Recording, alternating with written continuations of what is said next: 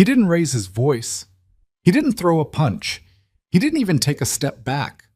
When Brandon Hayes shoved him hard enough to knock the toolbox from his hands, sending wrenches skidding across the polished cafe floor while 30 people watched in silence, Logan Cross simply steadied himself, turned around slowly, and looked the man directly in the eyes. And in that moment, something shifted in the room. Not because of anything Logan said, not yet, because of the way he didn't react. Like a man who had stood inside far worse storms than this and walked out the other side still breathing. If you're new here, this is the kind of story we tell on this channel. Real tension, real consequences, real people pushed to their limits. Hit that subscribe button right now so you never miss another story like this one. Smash the like button if you want us to keep going. And drop a comment below. Tell us the city and country you're watching from. We want to see exactly how far this story travels. Now let's go back to that cafe, because what happened next changed everything. The morning had started the way most Tuesday mornings started for Logan Cross, badly. His alarm went off at 5:47 a.m. because his daughter, Maya, had knocked it off the nightstand sometime during the night, and the fall had bumped the setting forward 13 minutes. He discovered this only after dragging himself into the kitchen, starting the coffee, and realizing with a dull panic that he was supposed to drop her at school by 7:15 and the drive took 22 minutes on a good day, and Chicago in November was never a good day. He found Maya already awake, sitting at the kitchen table in her pajamas, eating cereal she had poured herself and reading a picture book about ocean animals.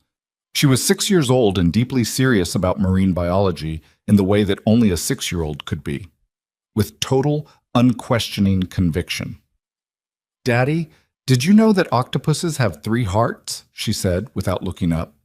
"I did not know that," Logan said, pouring coffee into a thermos. "2 of them stop when they swim." "That sounds like a design flaw." She looked up at him then, her expression genuinely offended on behalf of octopuses everywhere. "It's not a design flaw. It's adaptation." He looked at her for a second. 6 years old and already correcting his vocabulary. He didn't know whether to feel proud or slightly embarrassed. He settled on both. "You're right," he said. "Finish your cereal." He had her out the door by 7:09. Not great, not terrible. By 7:51, he was parked on a side street 2 blocks from Briar and Oak Café, sitting in his truck and reviewing the work order on his phone. Electrical panel on the south wall. A recurring issue with a ground fault interrupter that kept tripping the circuit on the kitchen line and sending the espresso equipment offline. The cafe owner, a tired-looking man named Gerald, who had called 3 times in 2 days, had told him over the phone that the morning rush was the worst possible time for this to happen, and could Logan please be done before 9? Logan could probably be done before 8:30 if nobody bothered him. He grabbed his toolbox, pulled his jacket tighter against the November cold, and went inside. Briar and Oak was the kind of cafe that spent a lot of money trying to look like it hadn't spent any money. Exposed brick, Edison bulbs hanging from reclaimed wood beams, a chalkboard menu with enough adjectives per item to fill a short story. The coffee was genuinely good. Logan had been here twice before on other repair calls, but the clientele on weekday mornings tended toward the kind of people who scheduled 8 a.m. meetings to demonstrate how serious they were about their work. This particular Tuesday, a cluster of them had taken over the long table near the windows. 7 people, maybe 8, arranged around open laptops and leather-bound notebooks and ceramic mugs that cost $12 each without irony. At the head of the table sat a woman Logan noticed immediately, not because she was the most expensively dressed, though she was, but because she was the only one at the table who wasn't performing. Everyone else was doing that thing professionals did in group settings, angling their bodies slightly outward, checking to see who was watching. She was just reading something on a tablet with her reading glasses pushed up into her dark hair and one ankle crossed over her knee, like she'd forgotten there were other people in the room. Logan filed this away as irrelevant and went to find Gerald.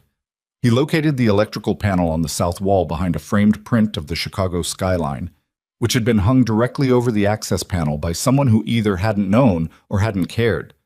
He moved the print carefully, leaned it against the wall, and opened the panel. The problem was visible immediately.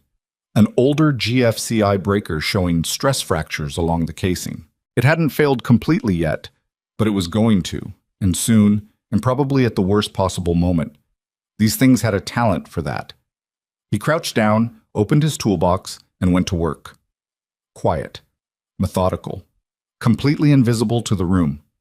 He'd been working for about 14 minutes when he heard the voice. Loud, deliberately so.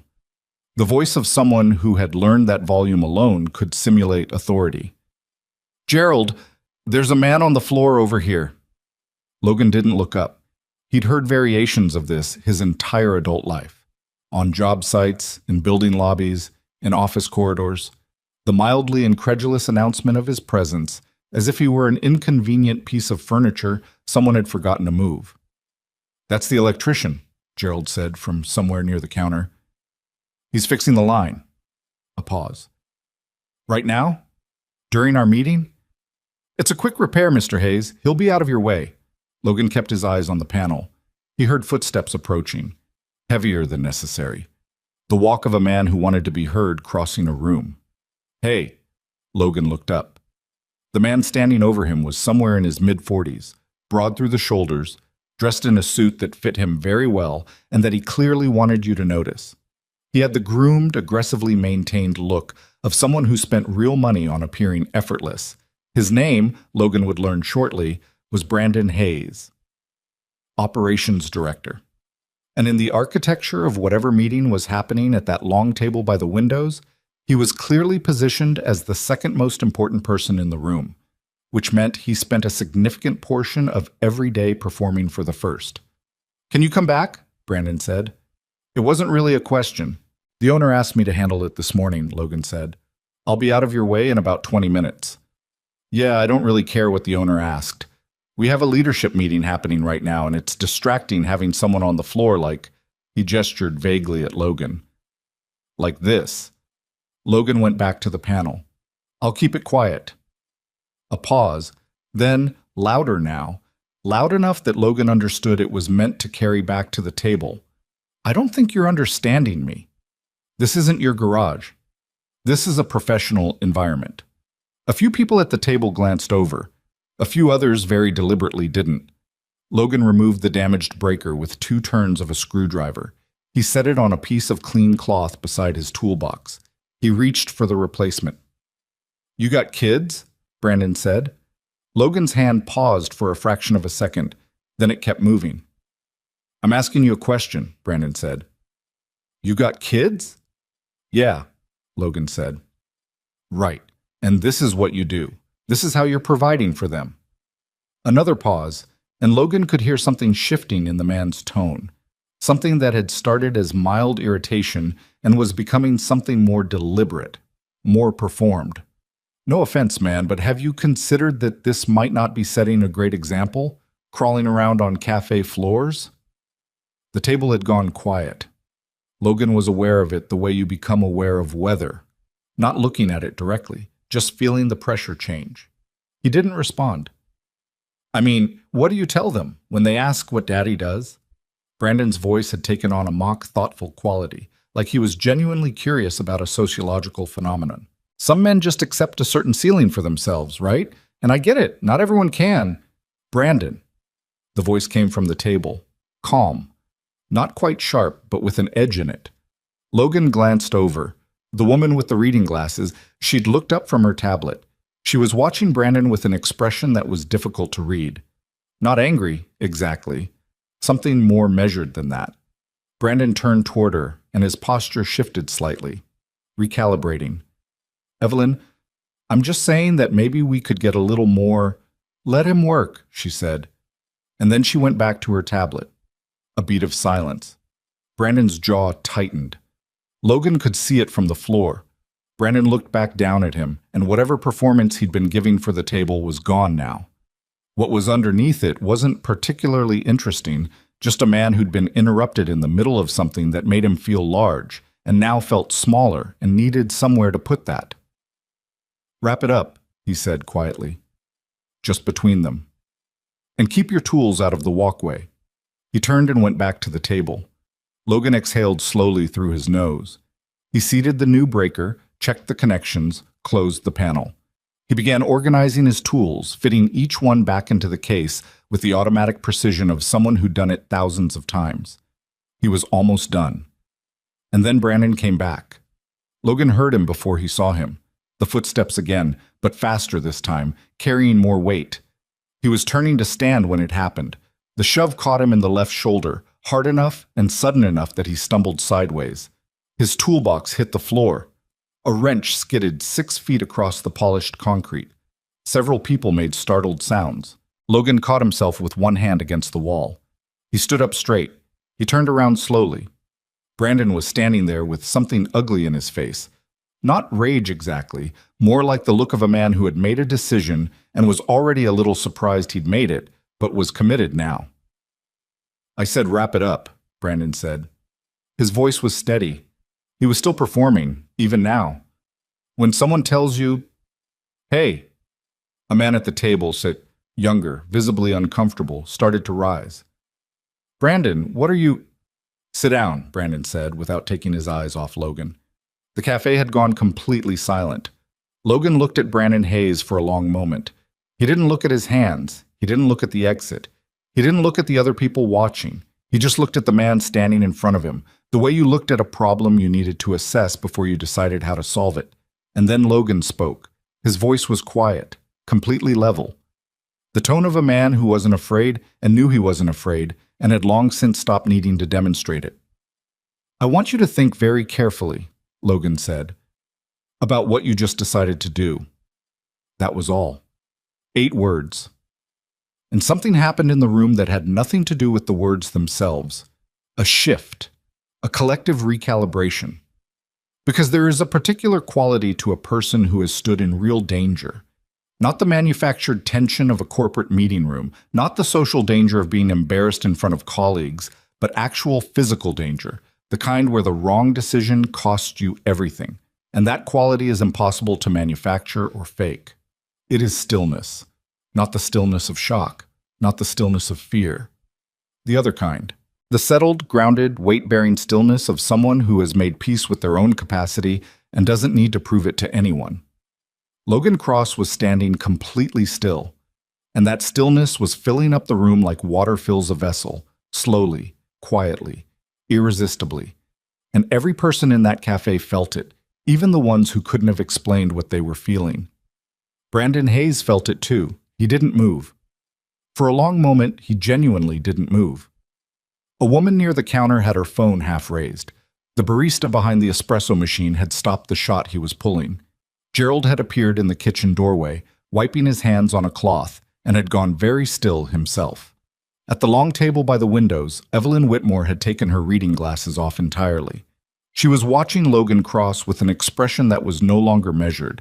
It was something else, something she couldn't quite name yet, but that felt like the beginning of a question she needed to answer. Brandon opened his mouth, closed it. His hands, Logan noticed, had dropped slightly from where they'd been at his sides. A small thing. Probably nobody else caught it. Logan crouched down slowly, picked up the wrench that had skidded across the floor, and placed it back in his toolbox. He latched the case. He picked up the damaged GFCI breaker and wrapped it in the cloth. He stood up, lifted the toolbox, and turned toward the counter to find Gerald. He moved like there was nothing in the world to hurry for. Behind him, the cafe stayed silent for a few seconds longer than felt comfortable. And then, somewhere near the windows, someone let out a breath they'd apparently been holding for a while. Gerald appeared from the kitchen doorway, watching Logan approach with an expression that mixed relief with something more confused. "All set?" Gerald managed. "New breaker in," Logan said. "Should hold, but that panel's older than it looks. You might want to get the whole thing evaluated in the next 6 months." He set the damaged component on the counter. "I'll leave you the part number if you want a second opinion on the board." "Yeah," Gerald said. Thanks." Logan nodded. He pulled his jacket on and reached for his invoice pad. Across the room, at the long table by the windows, nobody had opened a laptop. Nobody was looking at a phone. 8 professionals who ran meetings for a living were sitting in collective silence, and not one of them seemed to know what to say about what they'd just witnessed. Evelyn Whitmore was still watching Logan Cross. She hadn't looked away from him since he'd spoken those 8 quiet words. She was watching him the way you watch something you think you recognize but can't yet place. The feeling just before a memory surfaces, when you know something is there but the image hasn't formed yet. Logan finished writing the invoice, tore it from the pad, and set it on the counter for Gerald. He picked up his toolbox. He walked toward the door. He didn't look back at the table. He didn't look back at Brandon.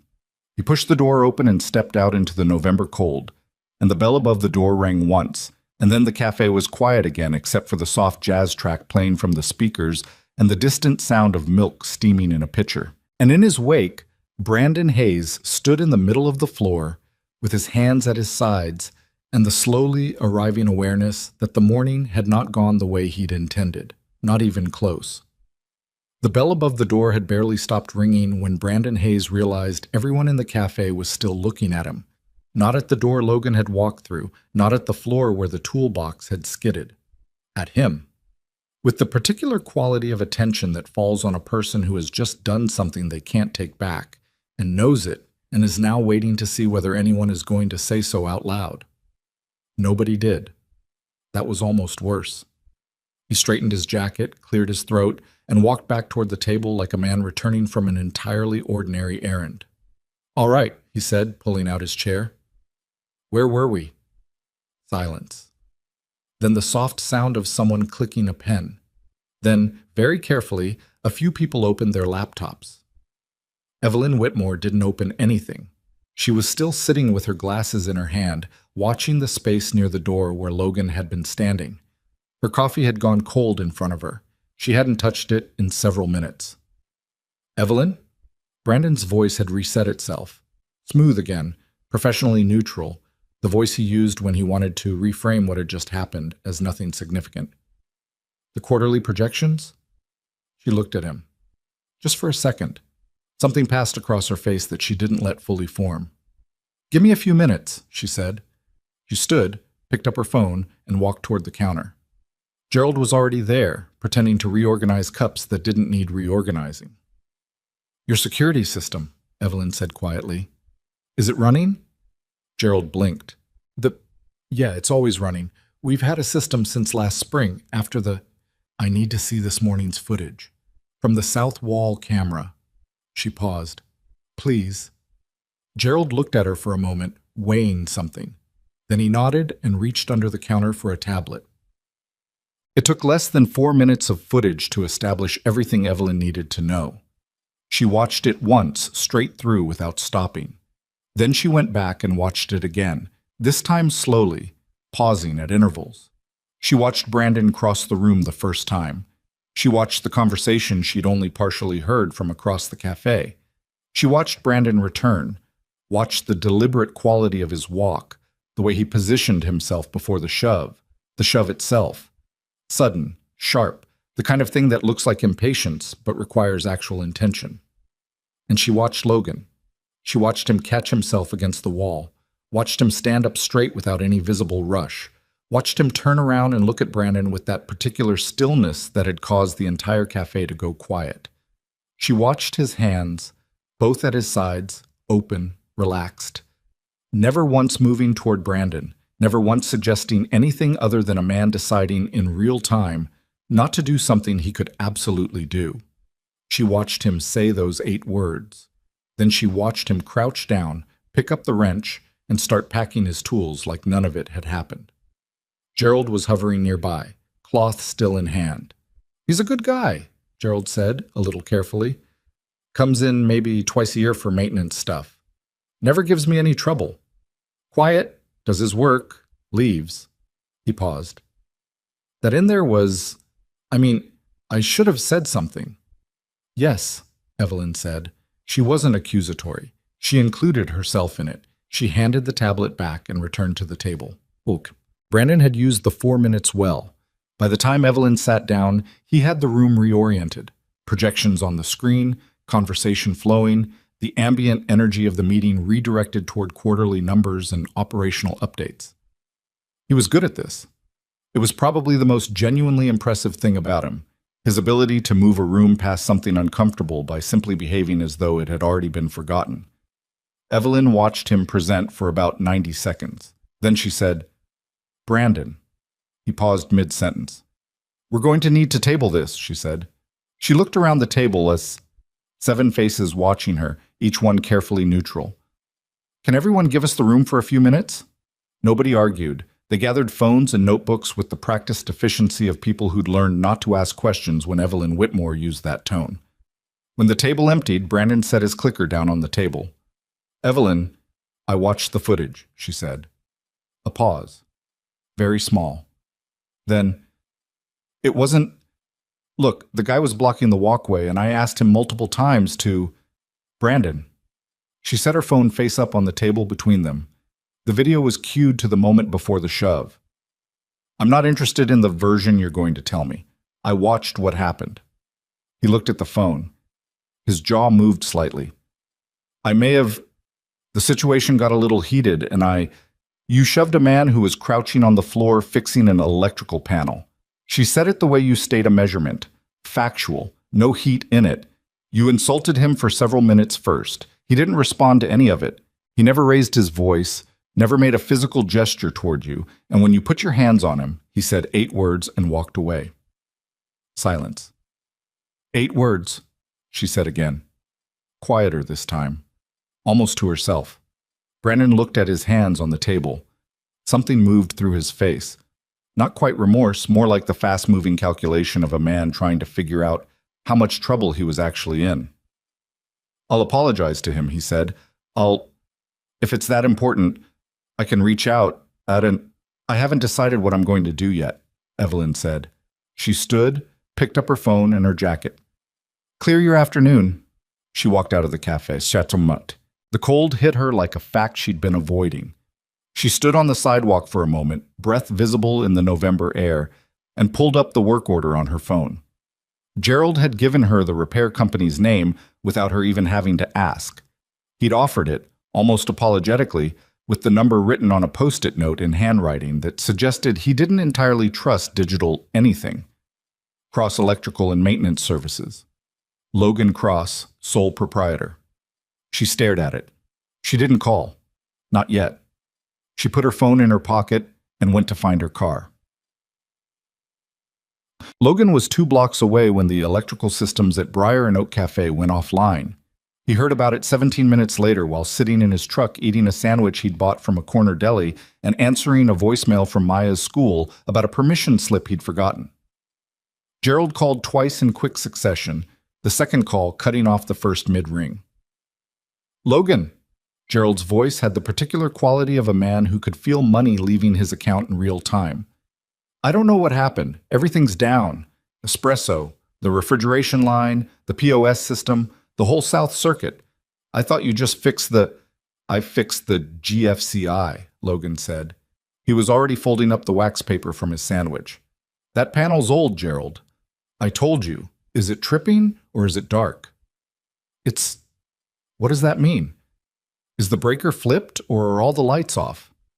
The lights are fine. It's just the kitchen line and the register and..." "Okay." Logan put the truck in drive. "I'm 2 minutes away. Don't let anyone reset anything." Thank you. I'll comp you lunch, and you don't have to do that." "I'm comping you lunch." Logan pulled away from the curb. Sit. When he came back through the door of Briar and Oak, the executive meeting had mostly cleared out. A few people remained at the long table, laptops open, the specific hunched posture of people killing time while waiting for something to resume. Brandon Hayes was not among them. Gerald met Logan at the door with visible relief. "The refrigeration line was running warm, and I've got a lunch rush at 11:30. "Show me what's reading," Logan said, and followed him behind the counter. The problem, it turned out, was not in the breaker Logan had replaced. It was a secondary fault in the wiring junction behind the refrigeration unit, something that had been degrading quietly for months, and had finally given out in the same morning that happened to involve other electrical work, which created a misleading timeline. Logan traced it methodically, testing each segment, talking Gerald through what he was finding in the calm, explanatory way he used with clients, who he could tell needed the reassurance of understanding what was being done to their property. "Here," he said eventually, showing Gerald the burnt insulation on a wire junction. "See where that's darkened? That's been building for a while. Nothing to do with the panel work." How long to fix? Logan checked his watch. 40 minutes? Maybe less. Gerald exhaled. You want coffee? I'm fine. I'm making you coffee. Logan didn't argue a second time. He was 20 minutes into the repair, crouched behind the refrigeration unit with a wire stripper and a diagnostic meter, when he became aware that someone was sitting on the other side of the counter. Not Gerald. Gerald had gone to handle a delivery. Someone quieter. He looked up. Evelyn Whitmore was sitting on a bar stool at the counter with both hands wrapped around a ceramic mug, watching him work. She wasn't pretending to be doing something else. She was just watching, directly and without embarrassment, the way someone watches a thing they're genuinely trying to understand. You came back, she said. Gerald called, Logan said. He went back to the wire junction. A pause. How long will this take? 15 more minutes, give or take. She nodded slowly. Drank her coffee. Logan worked. The cafe made its ambient sounds around them. The low jazz. The refrigerator hum slowly resuming as he restored the circuit in stages. The distant traffic from outside. I watched the security footage, Evelyn said. Logan's hands didn't stop moving. Okay. What he said to you, she said. Before. What he said about your kids and your work. She paused. That was wrong. I should have said something earlier than I did. Logan set down the wire stripper. He looked at her. You said something. Not soon enough. He held her gaze for a moment. There was no particular warmth in his expression, but no hostility either. The face of someone who'd arrived at a point in their life where they measured things accurately and didn't round up in either direction. I've heard worse, he said. It's fine. It's not, actually, she said. She said it quietly, not combatively. But I understand if that's not something you want to unpack with a stranger in a cafe. Something shifted slightly in Logan's expression. Not much. Just a small recalibration, the way a person looks when they've been expecting the standard issue apology and gotten something slightly different instead. He went back to work. A few minutes passed. How long have you been doing this? She asked. Not the pointed version of the question. Not just this, the way Brandon had implied. Just the question. Electrical work? About 6 years. He tested a connection. The refrigeration unit's light flickered on. Before that, I was in the military. What branch? A pause. Short. Navy. She nodded, didn't push. Logan finished the last connection, checked the diagnostic meter, and began putting his tools away. The refrigeration unit was humming steadily now, all indicators green. Gerald was going to make his lunch rush without a problem. Mr. Cross, Evelyn said. He looked up. She had her business card in her hand. She set it on the counter without sliding it toward him, giving him the option to take it or not. My company is Whitmore Technologies. If you ever want to have a conversation about anything, that's how to reach me. Logan looked at the card. Then he picked it up, read it once, and put it in his jacket pocket. He didn't say what he was going to do with it. She didn't ask. Thank you for coming back, she said. Gerald makes decent coffee, Logan said. She almost smiled at that. Almost. It was Olivia Bennett who made the connection, and she made it by accident. Olivia was Whitmore Technologies' company attorney, a precise, methodical woman of 41 who had the professional habit of reading documents the way other people read novels, which was to say with genuine attention and a reasonable amount of suspicion. She had been at the executive meeting that morning, had sat 2 seats down from Evelyn at the long table, and had watched the incident with Brandon the way she watched most things, carefully and without obvious reaction, filing it away. She'd heard the name. Logan Cross, sole proprietor, Cross Electrical and Maintenance. She'd heard it before. She couldn't place it immediately, which bothered her in the low-level, persistent way that misplaced things bothered her. She was quiet about it through the rest of the truncated meeting, quiet about it through the drive back to Whitmore Technologies building on Michigan Avenue, and quiet about it through the first 40 minutes of the afternoon, during which she answered 3 emails and signed a contract amendment and let the name knock around in the back of her mind like something loose in a box. Then she pulled up the archived vendor files from 3 years ago. It took her 11 minutes to find it. Then she sat very still for a moment, reading the file twice. Then she picked up her phone and called Evelyn. Evelyn was in her car when the call came through, halfway back to the office, watching the city move past the windows with the slightly unfocused quality of someone still processing a morning that hadn't gone the way she'd planned. "Olivia, where are you?" "5 minutes out. What is it?" A pause. Olivia's pauses always meant something. She didn't leave them in by accident. "Do you remember the Meridian contract 3 years ago? The security audit situation?" Evelyn's attention sharpened. "The near miss, the data exposure." "Yes." Another pause. "Do you remember how that got resolved? The audit we contracted out, the independent consultant who found the vulnerability in the legacy server infrastructure before it went public?" "I remember the outcome. I don't remember the name." "Logan Cross," Olivia said. "He billed us for 4 days of work. We paid the invoice and HR filed it in the independent contractor archive, and nobody thought about him again because the problem was solved and we moved on." A beat. "That was 47 hours of work, Evelyn. He invoiced for 4 days. The exposure he found and closed would have cost us the Meridian contract and probably the Hargrove account that followed it. Conservatively," Olivia paused, and Evelyn could hear her doing the math again, even though she'd clearly already done it. "Conservatively, we're talking about preserving somewhere north of $200 million in contract value." Evelyn sat with this for a moment. "And he was in a cafe this morning," Olivia continued, "fixing an electrical panel, and Brandon Hayes shoved him into a wall." "Yes," Evelyn said. "He was." Silence between them. Not awkward. The silence of two people processing the same information and arriving at different edges of the same conclusion. "Does he know we know, Sylvie?" Olivia asked. "No, I didn't know myself until 30 seconds ago." "What do you want to do?" Evelyn looked out the window.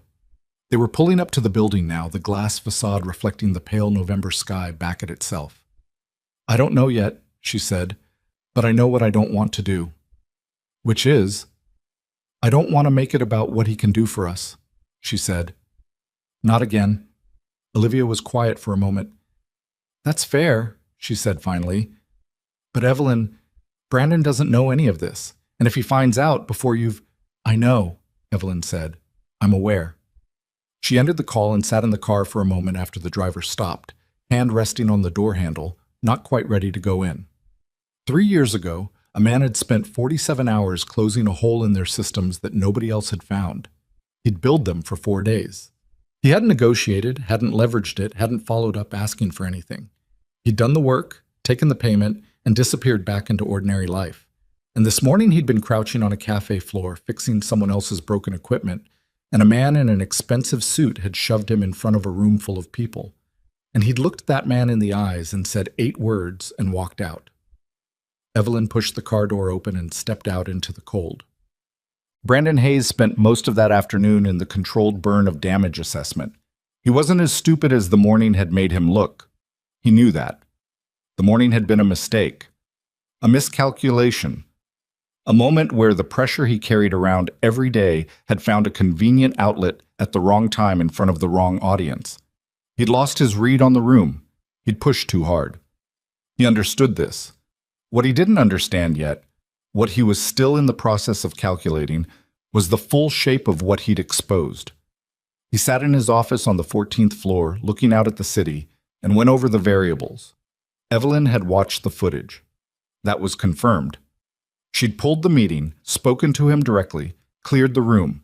She hadn't fired him on the spot, which meant she was still deciding, which meant there was still space to manage this. The man.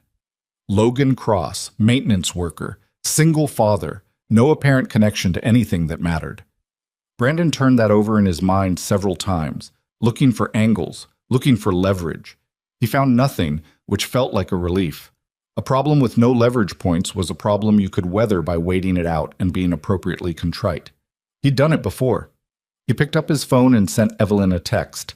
"I'd like to talk when you have time. I know this morning was badly handled, and I want to address it properly." He set the phone down and waited. Across the building, in the legal department on the 9th floor, Olivia Bennett was rereading the archived contractor file for the 3rd time, making notes in the margin of a yellow legal pad. She had a feeling the morning was only just beginning to matter. And down in the parking structure beneath the building, at the exact moment Brandon was composing his carefully calibrated text message, Logan Cross was sitting in his truck in the parking lot of a grocery store 4 miles away, texting his daughter's after-school sitter to confirm pickup, completely unaware that his name had surfaced in a conversation on the 14th floor of a building he'd last entered 3 years ago. He finished the text, checked his afternoon schedule.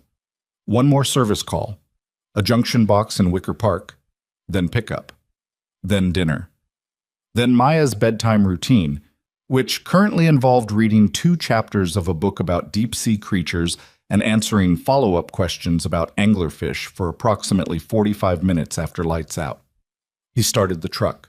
The morning had already left him. Not because it hadn't mattered, it had, in the specific way that small violations accumulated over a life and left marks that didn't always show. But he'd learned a long time ago that carrying the weight of every person who decided to aim something at him was a faster way to break than whatever they'd thrown. He had a junction box in Wicker Park and a 6-year-old who wanted to talk about anglerfish. That was the day. That was enough. He pulled out of the parking lot and drove north, and the city closed around him the way it always did. Indifferent, enormous, full of people carrying their own private versions of the morning, none of them knowing anything about anyone else's. Brandon Hayes sat in his office 14 floors above Michigan Avenue and believed he still had control of the situation. He was wrong about that, but he wouldn't find out for a while yet. Brandon Hayes sent the first message on Wednesday morning. It went to 3 people, Marcus Webb in HR, Denise Cho in communications, and a mid-level operations coordinator named Paul Garrett, who Brandon had been cultivating for 2 years as the kind of institutional ally who asked few questions and remembered favors. The message was brief and carefully worded, the kind of brief that took a long time to write. Wanted to loop you in on something sensitive. The maintenance worker from Tuesday's incident at Briar and Oak has been making some noise. I have reason to believe he may be planning to escalate this in a way that could be damaging to the company. Want to make sure we're getting ahead of it before it becomes a PR issue. That was all. No specifics, no accusations yet. Just the architecture of concern, building the frame before anyone had decided what picture to hang in it. Marcus Webb replied within 20 minutes. Thanks for the heads up. What kind of escalation are we talking about? Brandon didn't answer that one immediately. He let it sit. He was patient when he needed to be. He'd learned that the most effective version of this kind of thing moved slowly at first. Planted the seed, let people water it themselves with their own assumptions, and only introduce specifics when the ground was already prepared. By Wednesday afternoon, he'd spoken to Paul Garrett in person, in the small conference room on the 14th floor that didn't have a camera, standing near the window so the conversation felt casual. The guy's got a story, Brandon said, and I think he's looking for a payout. That's my read. Paul nodded in the careful way of someone who wasn't fully committed yet. What makes you think that? He came back to the cafe, same morning. Nobody asked him to. Gerald asked him to, Paul said. There was a second electrical issue. Right, but think about the timing. Brandon turned slightly, angling the logic the way you angled a lamp to light a specific corner. His equipment's right there on the floor when everything goes wrong. He leaves, gets called back, fixes it. But he also gets a long private conversation with Evelyn in the process. You don't think that's worth thinking about? Paul thought about it. His expression was the careful neutral of a man who wasn't sure which way the wind was going and didn't want to commit before he knew. Evelyn didn't mention anything to me. She wouldn't, not yet. Brandon turned back to the window. I'm just saying, I want to make sure that if this guy starts making claims, we have a clear account of what actually happened. Because my concern is that what actually happened and what he's going to say happened are going to be 2 different things. He said this with just enough regret in his voice to imply that he himself had behaved impeccably and was simply bracing for misrepresentation. Paul left that meeting in a state of useful uncertainty. Brandon went back to his office and sent a second message, this one to Marcus Webb, more detailed now that the frame had been established. In this version of Tuesday morning, Logan Cross had behaved erratically, had been confrontational when asked to move his equipment, had made a physical gesture toward Brandon that Brandon had responded to defensively in front of multiple witnesses. He wrote it slowly and carefully, the way you write something you might need to read aloud later. Logan didn't know any of this was happening. He was in Wicker Park on Wednesday, then Rogers Park on Thursday, then back in Wicker Park on Friday for a follow-up on a panel that turned out to need full replacement. He answered his phone when it rang, clients, a parts supplier, Maya's school once about the still outstanding permission slip, and spent his evenings the way he spent all his evenings, making dinner and helping with homework and reading about deep-sea creatures. On Thursday night, Maya asked him why anglerfish had lights on their heads. Bioluminescence, he said, sitting on the edge of her bed. They make their own light. But why on their heads? To attract things toward their mouths, he said. Maya considered this with the gravity it deserved. That's a little scary. It is a little scary, but also smart. Also smart, he agreed. She pulled her blanket up to her chin, thinking about it. Logan watched her face cycle through the various stages of processing new information, the initial response, the reconsideration, the filing away. She did this the way her mother had done it, the same sequence of small expressions. He'd noticed it for the first time when Maya was about 3, and it had hit him somewhere behind the sternum, quiet and sudden, like stepping on something in the dark. "Daddy?" she said. Did something bad happen at work?" He looked at her. "Why?" She shrugged, pulling at a loose thread on the blanket. "You're being extra quiet." "I'm always quiet." Extra quiet is different from normal quiet. He sat with that for a second. She wasn't wrong. "Something kind of weird happened," he said. "But it's fine now." "What happened?" "A man was rude to me. At a job." She thought about this. "What did you do?" "Nothing," he said. "I just left." She seemed to find this satisfactory. "That's what you always tell me," she said. "Walk away." "Yeah," he said. "Does it work for grown-ups?" "Most of the time." She accepted this and turned onto her side, pulling the book about ocean animals under her pillow where she kept things she wanted to think about while falling asleep. He turned off the lamp. At the door he paused, hand on the frame. "Dad?" she said from the dark. "Yeah." "I think you should have said something. Not mean, just something." He stood there for a moment. "I said something," he said. "What did you say?" 8 words. A pause. "That's not very many words." "It was enough," he said, and he closed the door softly behind him. Evelyn called on Friday morning. Logan was in his truck outside a hardware store when the number came through. The 312 area code he didn't recognize. He almost let it go to voicemail. He didn't know why he answered instead. "Mr. Cross, this is Evelyn Whitmore." He paused for just a moment, then, "Ms. Whitmore. I hope I'm not catching you at a bad time." "It's fine." He shifted the phone to his other hand. "What can I do for you?" A short pause on her end, like she was deciding how to enter this. "I'd like to ask you to come into our offices on Monday. Whitmore Technologies, Michigan Avenue. I'd like to introduce you to our executive board." Another pause, briefer. "Before you say no, I understand if this feels unusual. I just think there are some things you should be aware of, and I'd rather have that conversation in person than over the phone." Logan looked at the hardware store window. A woman inside was trying to describe something to a clerk using her hands, and the clerk was nodding in the patient way of someone who had no idea what she was describing but was willing to be positive about it. "Is this about what happened Tuesday?" he said. "Partly," Evelyn said, "and partly about something else.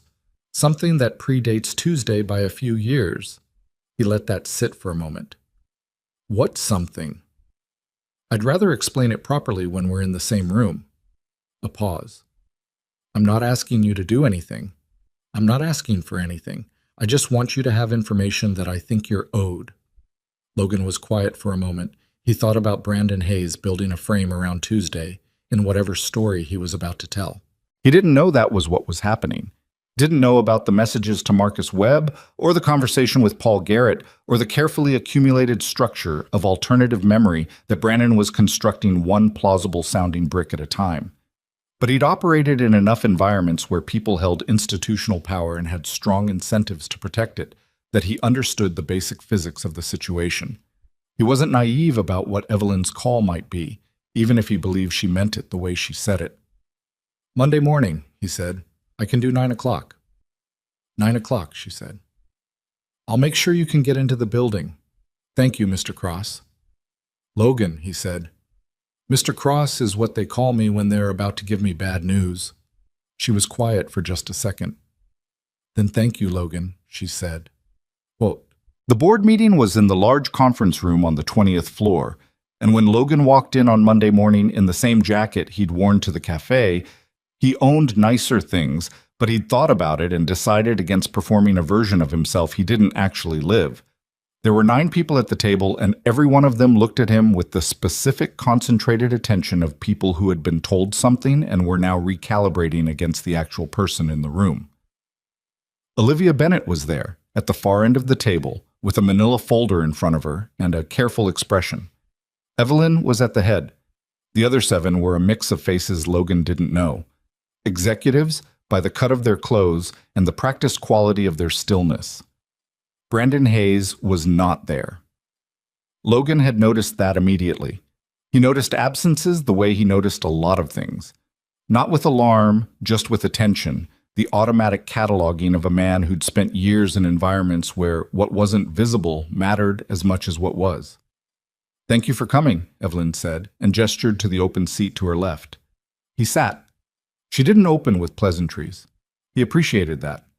She said, "Before we get into why I asked you here, I want to be direct about something.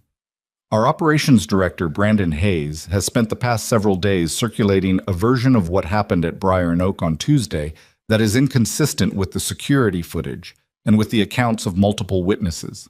She paused. "He has characterized you as the aggressor. He has suggested you behaved erratically and made physical contact with him first." Logan sat with this. He'd thought about something like this. Still, hearing it stated plainly in a room full of people made it land differently than the theoretical version. "Okay," he said. "I want you to know that we have the full footage," Evelyn said. "Gerald provided us an unedited copy on Wednesday. Olivia has reviewed it in its entirety." She glanced at Olivia, who opened the folder in front of her without looking up. "Brandon's account is not supported by any of it, not by a single frame." "What does he say happened?" Logan asked. Evelyn looked at him.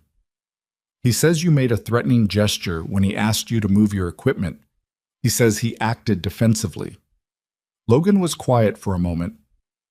"He told me I wasn't setting a good example for my kids," he said. The room was very still.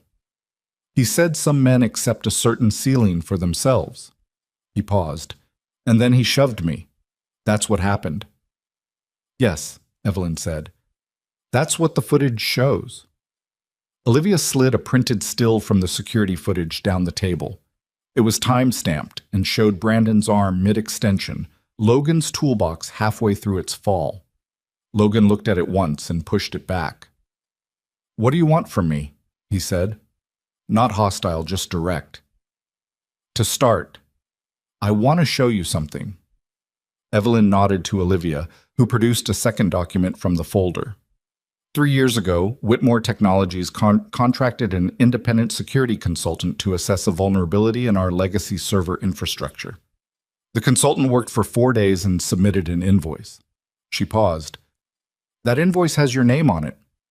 The conference room had the particular silence of a space where everyone already knows what's about to happen and is watching to see how the person who doesn't know will take it. Logan looked at the invoice. He remembered the job. It hadn't been glamorous, several days in a server room in a basement, tracing lateral movement through a system that had been quietly compromised for probably 2 years without anyone noticing. He'd billed his standard day rate. "You had a data exposure," he said. "Yishuam," he said. "Someone had parked a persistent access point in your legacy infrastructure. It had been there long enough that manual review wouldn't have caught it. You needed behavioral analysis on the traffic logs." He paused. "I found it, closed it, documented it. Standard work." "Standard work," Evelyn repeated, something in her voice. Olivia, what was the total exposure? Olivia looked up from her folder. Meridian contract value at time of signing was 180 million. The Hargrove account that followed was approximately 62 million. Total exposure, including downstream contracts, we've estimated somewhere between 240 and 280 million dollars. Logan didn't change expression. You saved this company somewhere in the neighborhood of $250 million, Evelyn said. You billed us your standard 4-day rate, and you never followed up. A pause. And then you fixed a broken GFCI breaker in a cafe, and one of our executives told you that you weren't setting a good example for your children. The room was very quiet. Logan looked at his hands on the table. He turned this over. He wasn't a person who performed emotion for audiences. He'd never been good at that, even when it would have been useful. But something about the sequence of it, laid out plainly like that, required a moment before he trusted his voice to land the way he wanted it to. I didn't do that work for this company, he said finally. I did it because it was the job, same as Tuesday. He looked at Evelyn. I don't want anything from you. I appreciate you telling me about Hayes, but if you're going to offer me something, I'd rather you didn't make it about what I'm owed. I don't keep score like that. Evelyn looked at him steadily. I'm not offering you anything yet, she said. I just wanted you in this room, and I wanted the board to understand who you are. He looked around the table. 9 faces, various stages of reassessment, the specific human process of revising an assumption you didn't know you'd been making. Can I ask you something? He said. He directed this at Evelyn, but it was for the room. Yes. Hayes, how long has he been with the company? 7 years. And he's done this before. Not a question. Evelyn's expression didn't shift much, but something moved through it. Not to this degree, but the shape of it, Logan said. The performance, the way he managed the room afterward. That's not a first attempt. He paused. You might want to look at who else he's done it to. Not because of what happened to me. I'm fine.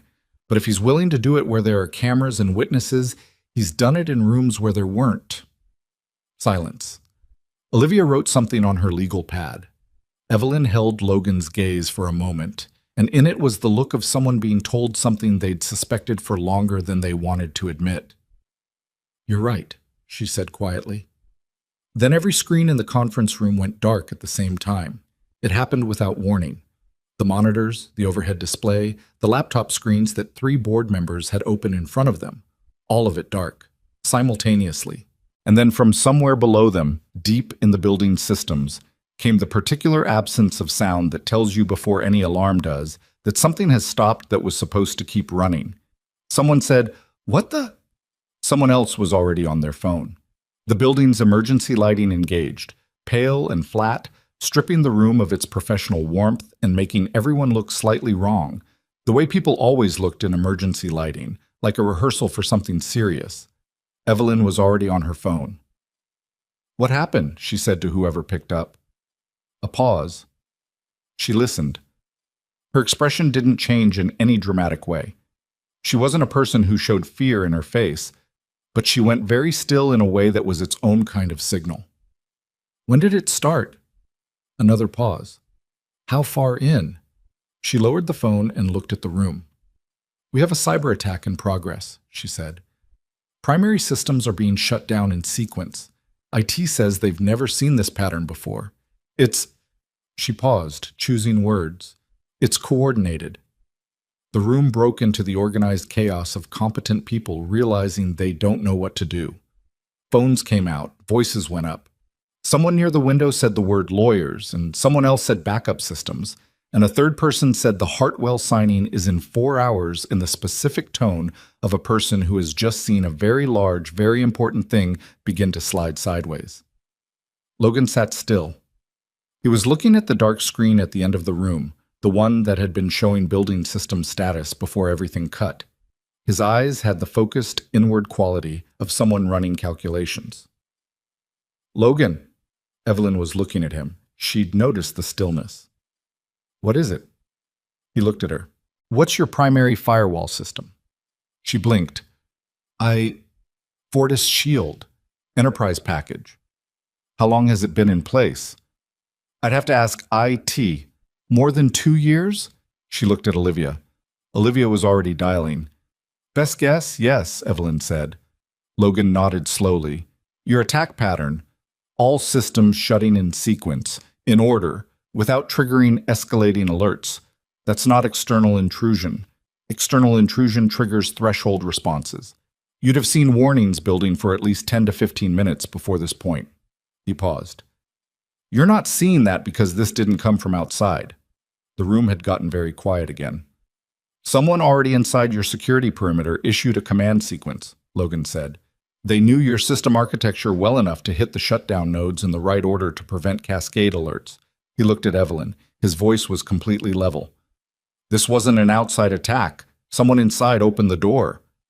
The words landed in the room like something physical. And in the silence that followed, several people's eyes moved, not intentionally, not consciously, toward the empty chair at the end of the table, the chair where Brandon Hayes was not sitting. Evelyn was already looking at it.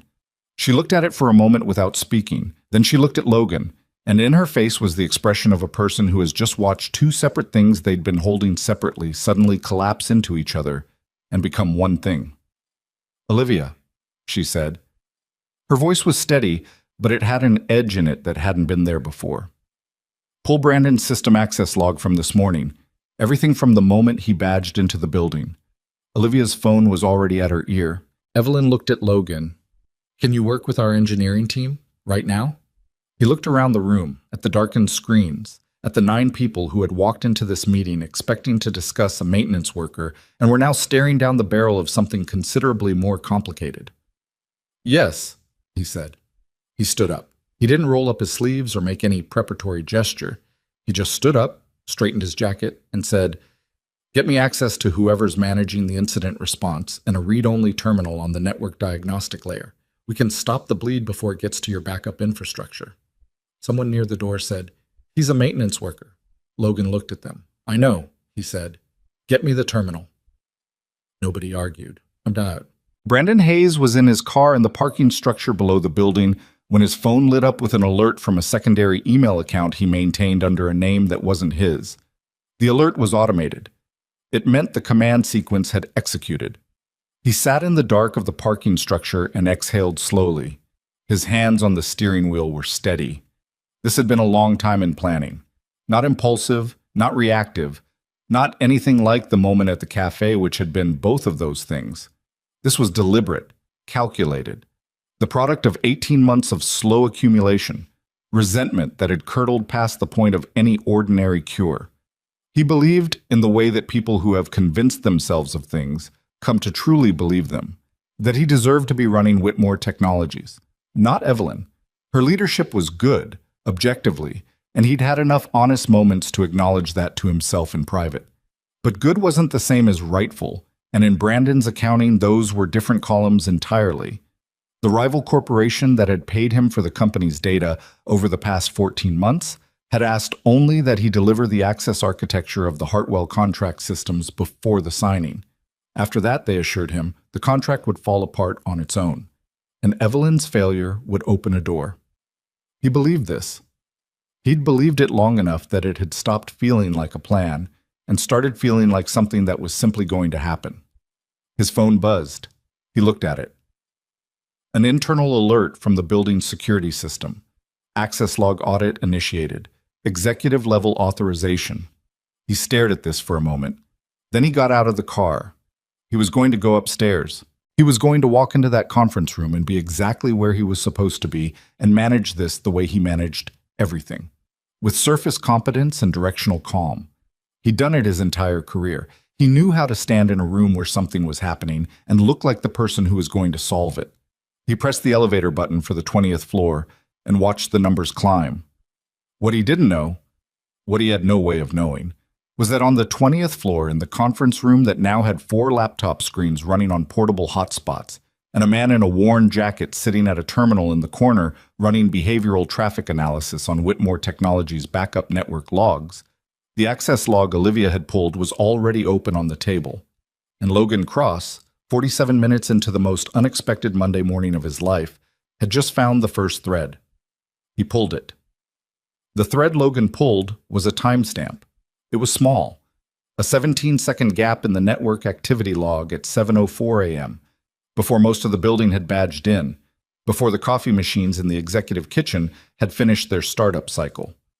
A window where the Fortis Shield monitoring system had been placed in what the log recorded as a maintenance pause. Not a crash, not an override, a scheduled pause, entered with valid administrative credentials, the kind of entry the system accepted without resistance because everything about it looked like routine upkeep. Except Whitmore Technologies' IT department had no maintenance scheduled for that morning. Logan noted this without comment and kept moving through the logs. He was working at a laptop that one of the engineers, a young woman named Priya, who had come down from IT at Evelyn's request, and who had spent the first 4 minutes watching Logan work with the careful expression of someone deciding whether to be offended or impressed, had configured with read access to the network diagnostic layer. The room around him was not quiet. Evelyn was on the phone in the corner. Olivia was coordinating with outside legal counsel. 3 board members had pulled chairs together near the windows and were talking in low, rapid voices about the Hartwell signing, which was now 3 hours and 40 minutes away, and what happened to the contract if the company's systems were still partially offline when the Hartwell representatives walked through the door. Logan was aware of all of this, the way you become aware of weather when you're focused on something else, present in the periphery, not consuming the center.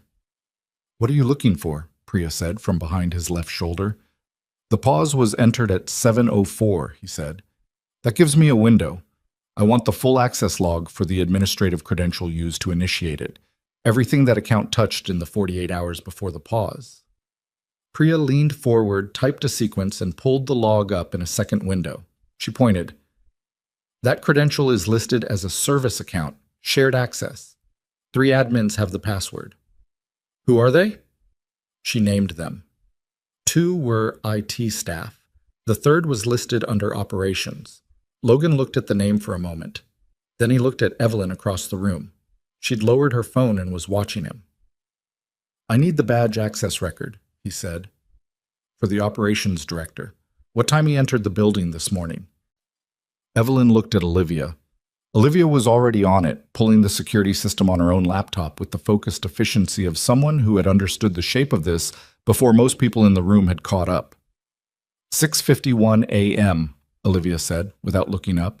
He badged into the parking structure at 6:51, building access at 6:53, which put him in the building 11 minutes before the maintenance pause was initiated. Logan nodded. "The service account was accessed from a terminal in the operations suite," he said. 14th floor. "Not from IT." He paused. "Someone went to the operations suite at 6:53 in the morning, used the shared admin credential to put the monitoring system in pause mode, and then had 17 seconds to issue a secondary command before the pause window closed." "Could someone do that in 17 seconds?" one of the board members asked. He'd moved closer to the terminal, drawn in despite himself. "If they'd practiced it," Logan said. "Yeah." The room absorbed this. "There's something else," Logan said. He moved the cursor to a section of the log from 3 weeks earlier. The shutdown sequence that ran this morning, the one that killed your systems in order without triggering cascade alerts. That sequence requires knowledge of your specific network architecture, node addresses, shutdown priority order, the interdependencies between systems. He looked up. "That's not public information. That's not something someone reverse engineers in an afternoon. Someone mapped your infrastructure deliberately, over time, and built a custom attack sequence from the inside." Evelyn had walked to the terminal now. She was standing beside Logan, looking at the screen. Her face was composed in the way that faces get when a person is processing something that is both professionally catastrophic and personally clarifying at the same time. 2 different kinds of response competing behind the same controlled expression. "How long?" she said. "To build something like this from scratch?" Logan considered. "Minimum 6 months of passive mapping, more likely a year or more if they were being careful about not triggering behavioral alerts." He paused. They were being careful. Olivia looked up from her laptop. "Evelyn, I have the full access history for Brandon's credentials going back 22 months. Evelyn looked at her. "And?" 14 anomalous access events, after-hours entries to system architecture files, Repeated access to the Hartwell contract infrastructure in the 6 weeks before today. She paused. And 3 access events to the same files that were compromised in the Meridian situation 3 years ago. She looked down at the folder in front of her, the one with Logan's old invoice in it. Before that vulnerability was closed. The conference room went very quiet. Evelyn stood completely still. He was there then too, she said. It wasn't a question. It had the quality of a thing clicking into place. Not the satisfaction of a puzzle completing, but the specific chill of understanding that a pattern had been present for a long time without being seen. Logan looked at the screen. He thought about the Meridian work. 4 days in a server room, the access point buried deep enough in the legacy infrastructure that you had to know what behavioral anomaly to look for before you'd even know to look. He thought about the shape of it, the patience of it. He didn't say anything. He didn't need to. The elevator opened at the end of the hall. Brandon Hayes had planned the walk across the floor carefully, in the 30-second descent from parking level to 20th floor. He knew what the walk needed to look like. The pace, the expression, the particular quality of composed urgency that a senior executive wore when arriving at a crisis they were prepared to help manage. He'd practiced this walk his entire career. He was good at it. He came through the conference room door with his jacket open and his phone in his hand and the right kind of energy in his face. He stopped. The room was not configured the way he'd expected. People were not standing in the clustered, leaderless way of an organization in early panic.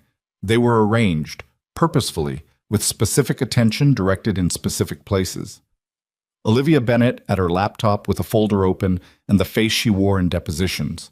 3 board members near the window with the closed expressions of people who'd been briefed on something they wished they hadn't needed to know. Evelyn at the center of the room, standing, not sitting, and Logan Cross at the terminal in the corner. Brandon processed this in approximately 2 seconds, which was fast enough to understand that the room was wrong and not quite fast enough to prevent the moment of visible recalibration from crossing his face. "Brandon," Evelyn said. Her voice was level, professionally level, the kind of level that is its own kind of pressure. "Close the door." He closed it. He walked to the table. He chose the chair closest to his natural position and sat in it, and something in the act of sitting there, in the familiar geography of the room from a seat he'd occupied dozens of times, seemed to settle him. Whatever had passed across his face in the first 2 seconds was gone. What remained was the version of Brandon Hayes that had operated successfully for 7 years inside this building, composed, lateral, prepared. "I heard we have a security situation," he said. "What do we know?" "Quite a bit," Evelyn said. "Actually," she nodded at Olivia. Olivia turned her laptop to face Brandon and slid it across the table. He looked at it. Logan, from the terminal across the room, watched Brandon's face and saw the same thing he'd seen on the cafe floor. The fast internal calculation, the assessment of how much trouble he was actually in. But this time the calculation took longer. And this time something else moved through Brandon's expression underneath the professional surface, something that had nowhere comfortable to go. "These are access logs," Brandon said. "Yours," Olivia said. Specifically, the service account access from the operations terminal at 7:04 this morning, and the 22 months of architecture file access preceding it. A pause. Short. "A lot of people have access to that service account." "At 6:53 in the morning," Evelyn said, "you were the only person in the building." Another pause, longer. Brandon's jaw moved slightly. He looked at the laptop for another moment, and Logan could see him making a decision. Not about whether to confess, not yet, but about which direction to try to run. Whether there was still a version of this where the weight shifted somewhere else, where an alternative explanation existed that was plausible enough to survive a few more hours. "This isn't—" He stopped. "Brandon." Evelyn's voice had changed. The professional level was still there, but underneath it now was something tired.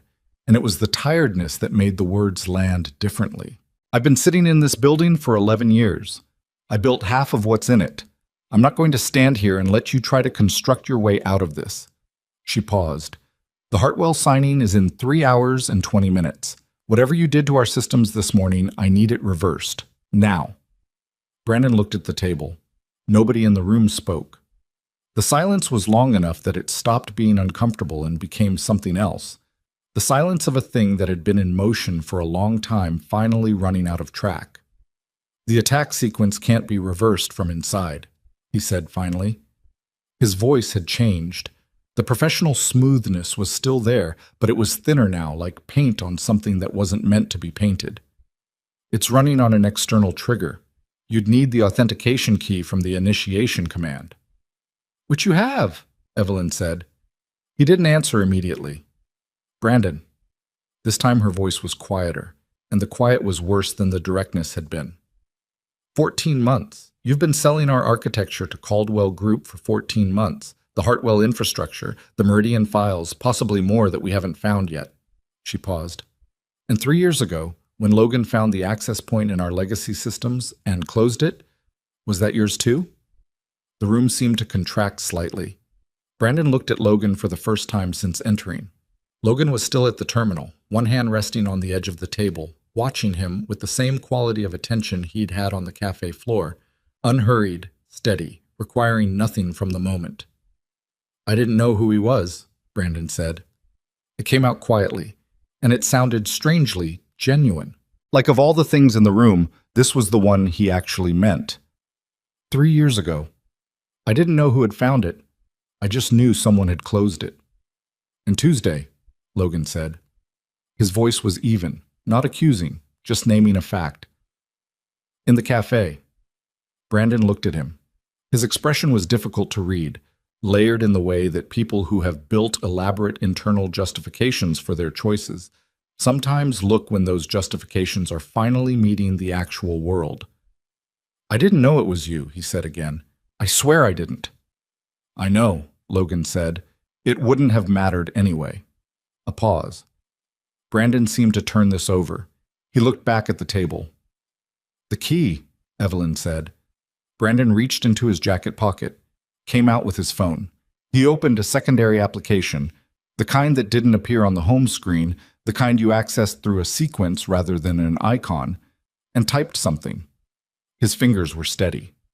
Logan noticed this. The steadiness of a person whose hands had learned to operate independently of whatever was happening in the rest of them.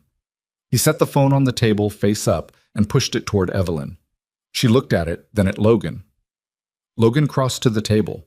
He looked at the key displayed on the screen, an alphanumeric string, 42 characters, the authentication signature for the initiation command. He memorized it the way he memorized everything useful, completely and without making a production of it. He went back to the terminal. "Priya," he said. She was already at his shoulder. What followed was 23 minutes of methodical work that was not dramatic in any visible way. Logan and Priya working through the network diagnostic layer, applying the authentication key to the shutdown sequence in reverse order, isolating the external trigger points and severing them one by one, while monitoring the system's response at each stage to make sure the restoration didn't cascade in ways that caused additional problems. Logan narrated what he was doing in a quiet, consistent voice, not for performance, but because Priya was good and deserved to understand the work, and because the board members who had gathered at a cautious distance behind him deserved to understand what was being done to their company's infrastructure. The first system came back online at 9:47 a.m., the last at 10:14. When the main display at the end of the room lit up, green indicators across the board, all primary systems restored, backup infrastructure synchronized, someone near the window let out an audible breath. Another person started an abrupt sentence that didn't finish. Priya leaned back in her chair and rubbed her eyes with the heels of her hands. Logan closed the diagnostic window and logged out of the terminal. He looked at the time on his phone. The Hartwell signing was in just over 2 hours. Enough. He turned around. Brandon was still sitting at the table. 2 board members had moved to positions on either side of him, with the body language of people performing a function they'd never had to perform before and were improvising. He hadn't tried to leave. He sat with his hands in front of him on the table, looking at something that wasn't in the room. He looked, Logan thought, like a man who had finally come to the end of the distance he'd been running and was now experiencing the particular exhaustion of having stopped. Not relief. There was nothing relieved in his face, just the bone-level tiredness of a performance that had gone on longer than it could be sustained. "Brandon?" Evelyn's voice was quiet now. The urgency had left it. "Why? After 7 years. You were good at your job. You could have—" She stopped, reconsidered, started again. "Was it about me? The position?" He didn't answer right away. When he did, his voice was steady, but there was something underneath it that might have been, in another version of the conversation, the beginning of an honest thing. "You made it look easy," he said. "Everything. You walked into this company and it organized itself around you and you never—" He stopped again. His hands moved slightly on the table. "I spent 4 years before you got here building the operational foundation that made half of what you did possible. And when you came in and the board moved everything toward you, nobody—" He stopped a third time. The sentence apparently didn't have a satisfying end. He knew it didn't. He let it go.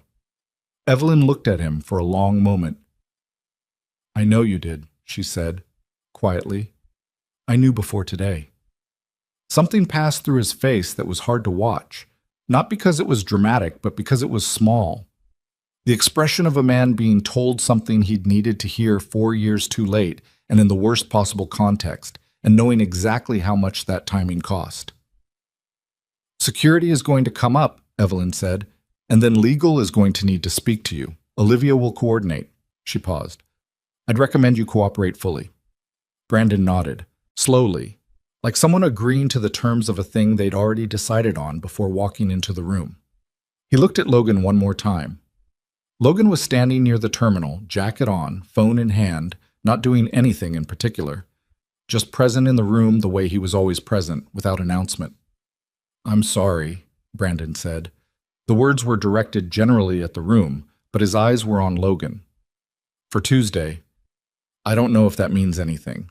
Logan held his gaze for a moment. "It means something," he said. "Not very much, but something." Brandon nodded once and looked back at the table. The doors opened and building security came in. 2 men in Navy uniforms who were professional and quiet, and who understood the kind of situation that required professional quiet. They spoke briefly to Brandon, and he stood, and he straightened his jacket in the automatic gesture of a man who'd spent 7 years ensuring that his appearance communicated authority, and Logan watched him do this and thought there was something almost unbearably human about it, that even here, even now, the body defaulted to its habits. Brandon Hayes walked out of the conference room between 2 security officers, and nobody said anything until the sound of footsteps in the corridor had faded completely. Then Evelyn turned to the board. "The Hartwell team arrives at noon," she said. Her voice had returned to its operational register, clean, direct, no residue of what had just happened, allowed to linger in the tone. "I need legal on the phone in 20 minutes. I need IT to run a full systems verification by 11, and I need someone to confirm that the Hartwell contract documents are secured in offline storage." She paused. "We're going to close this deal today. We're not doing this any other way." The room moved. People lifted phones, opened laptops, conducted the organized reorientation of an organization that had been in crisis and was now choosing, deliberately, to stop being in crisis. Priya caught Logan's eye before she left the room and gave him a nod that had more in it than most nods. He returned it. Evelyn waited until the immediate churn of movement had settled, and she and Logan were standing in something close to a quiet pocket of the room's activity. "Your rate," she said. "For this morning." Logan shook his head. "Don't." "Logan, I was already here," he said. "You asked me to come in. I wasn't going to sit in that chair and watch your company's infrastructure go offline if I could do something about it." He looked at her. "That's not how I work." She held his gaze. Then she looked briefly at the floor, and when she looked back up, something in her expression had shifted from the professional register to something more direct, more personal. "I've been running this company for 6 years," she said. "I've sat across from a lot of people, impressive people. People with credentials and histories and rooms full of accomplishments." She paused. "I'm going to say something honest to you." "Okay." "I don't think I've met anyone quite like you before," she said, "and I'm aware that sounds like something someone says in a movie, so I want to be specific about what I mean." She took a breath. You fixed a broken circuit in a cafe. You got shoved by a man in a suit. You said 8 words and walked away. You came back because the owner called. You had a conversation with me that you didn't have to have, and you came to this building when you didn't have to come, and you spent 47 minutes closing a breach in a company that you've never worked for, and you did all of it with exactly the same level of attention. She looked at him directly. Most people, the intensity changes based on what's at stake. For you, it just doesn't. And I don't know what to do with that professionally, except tell you that I've been looking for it for a long time. Logan was quiet for a moment. I'm not looking for a career change, he said. I know, she said. I'm not offering you one.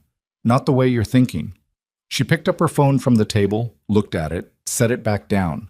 A small gesture that suggested she was not as entirely composed as her voice made her sound, and that she knew it. What I want to ask you is whether you'd be willing to have a conversation. Not today. When this is over. She paused. About what working with us could look like on your terms, not mine. Logan looked at her. Your terms and my terms are probably pretty different. Probably, she agreed, but I think the distance between them might be smaller than you assume. He considered this. Outside the conference room windows, Chicago was doing what Chicago did in November. The sky the color of old concrete, the lake somewhere beyond the buildings doing its own enormous indifferent thing. He thought about Maya asking whether walking away worked for grown-ups. He thought about Maya's question hanging in the dark of her room after lights out. Did you say something? 8 words. That's not very many words. It was enough. One conversation, he said. I'll listen to what you're thinking. No commitments. No commitments, she agreed. She held out her hand. He shook it. Her grip was firm and direct, and she let go at exactly the right moment. Not too fast, not a beat too long. He filed this away in the same automatic place he filed everything that told him something accurate about a person. His phone buzzed in his pocket. He looked at it. Maya's sitter, confirming afternoon pickup. A small anchor to the actual dimensions of his life arrived at exactly the right moment. He typed back a confirmation. I have to go, he said. I know, Evelyn said. Thank you, Logan. He nodded. He picked up his toolbox.